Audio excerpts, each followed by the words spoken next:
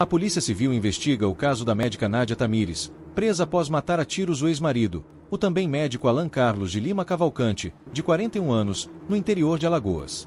Segundo as autoridades, Nádia possuía medida protetiva contra ele, que estava proibido de se aproximar a menos de 300 metros. No dia do crime, ela afirma ter visto o ex circulando perto de sua casa e acreditou estar diante de uma emboscada. A defesa da médica afirma que ela reagiu por medo, alegando um histórico de ameaças, agressões.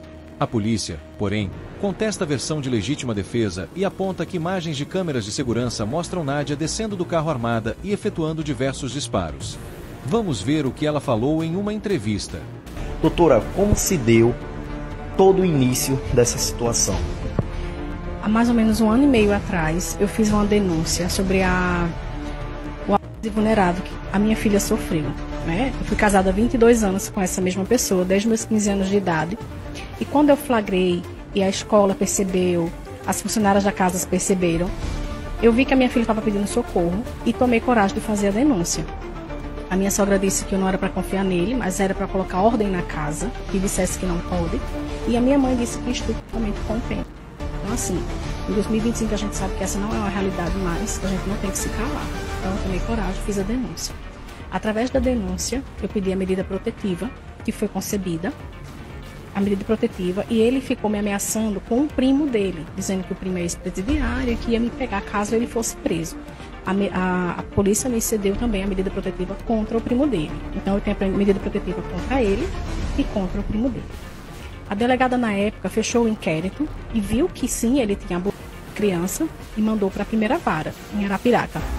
Chegando lá, a advogada inicial colocou as provas no formato de link, o juiz não viu o link, apesar da minha filha ser ouvida em uma oitiva especial dentro da primeira vara, onde ela relatou para a psicóloga Magna, lá dentro, e mesmo assim ele ficou livre, Diante disso, diante dessa injustiça em relação ao crime vulnerável que ele praticou contra a criança, eu recebi as medidas protetivas por medo dele.